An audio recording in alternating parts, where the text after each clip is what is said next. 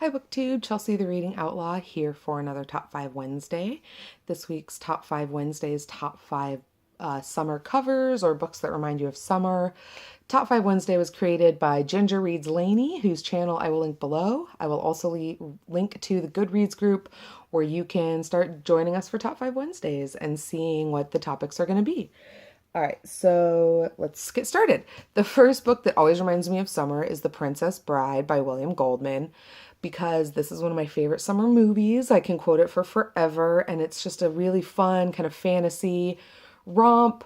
It's about Buttercup and Wesley and their love story, and there are, evil princes and Spaniard sword fighters and giants and, miracle men and sword fighting and torture and love and death and all of those things. I'm not really going to do like a plot thing because I'm hoping most of you know what this is about. If not, Google it and find yourself a copy of the movie immediately. But yeah, it's just such a fun little fantasy fairy tale love story that just gives me all the warm fuzzies and all the feels. So I love it during the summertime. Also during the summertime, this is my always, every summer, no matter what, go-to read because I don't live in 1920s New York City, but I do love like mojitos and other lovely alcoholic beverages.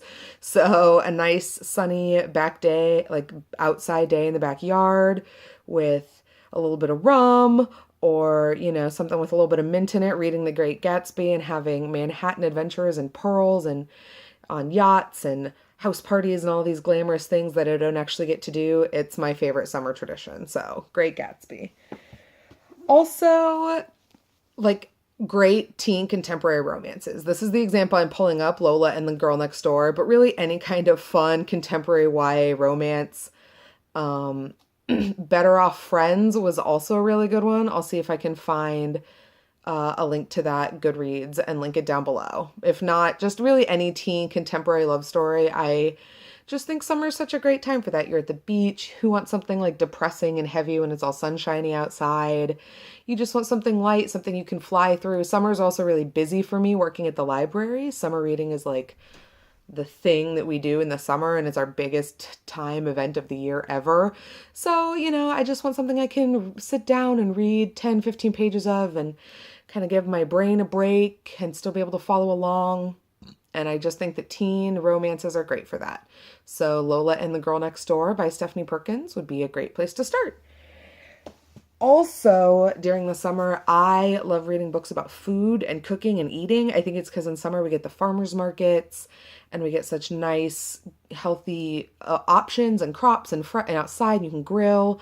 And it's just a really great time to kind of try new recipes and look up new things.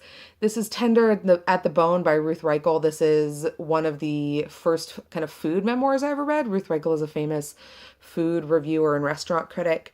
And it's just a really great story about her growing up and and the meal she ate and how she got into food.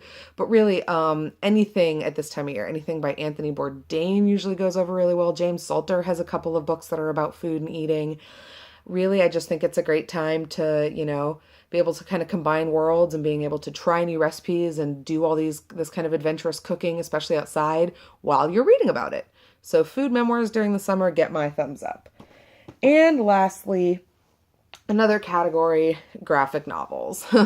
This is Watchmen by Alan Moore. It's one of the, I think, kind of seminal graphic novel classics. For those of you who haven't ever seen the style, it's very like kind of old school comic booky, very regimented, box size and kind of lighter lines and color washes.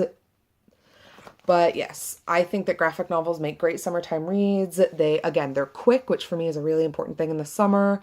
They're usually slightly more controversial, or at least they seem that way because it's visuals and not just print. They are really easy to transport. A lot of times they're really floppy. They have give. They fit well in big beach bags and stuff like that. I just really think graphic novels for me fit well into the summertime. I mean, not that they're not great year round, but summertime I seem to really kind of fly through them. And that is my Top 5 Wednesday this week, guys. As always, let me know below if you've read any of these, if you do Top 5 Wednesdays so I can go hop by and check out your video. like, comment, subscribe down below. And as always, I will see you guys around the internet. Bye.